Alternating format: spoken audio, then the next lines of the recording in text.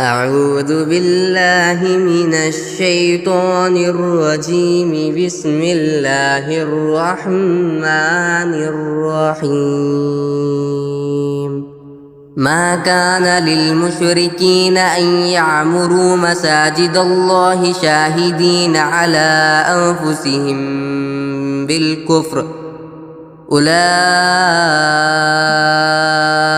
حبطت أعمالهم وفي النار هم خالدون. إنما يعمر مساجد الله من آمن بالله واليوم الآخر وأقام الصلاة وآتى الزكاة ولم يخش إلا الله فعسى أولئك أن يكونوا من المهتدين.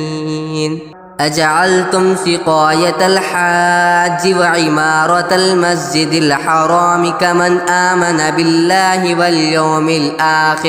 واليوم الآخر وجاهد في سبيل الله لا يستوون عند الله والله لا يهدي القوم الظالمين. الذين آمنوا وهاجروا وجاهدوا في سبيل الله بأموالهم وأنفسهم أعظم درجة عند الله وأولئك هم الفائزون. يبشرهم ربهم برحمة منه ورضوان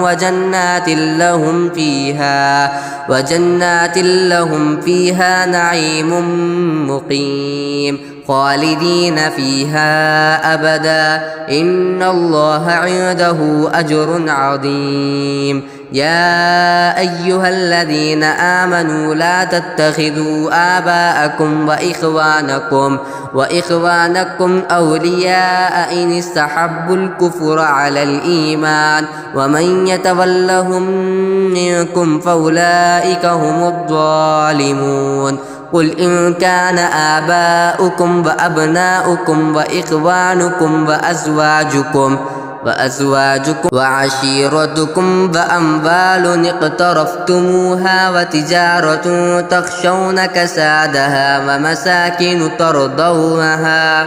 ومساكن ترضونها أحب إليكم من الله ورسوله وجهاد في سبيله فتربصوا حتى يأتي الله بأمره والله لا يهدي القوم الفاسقين.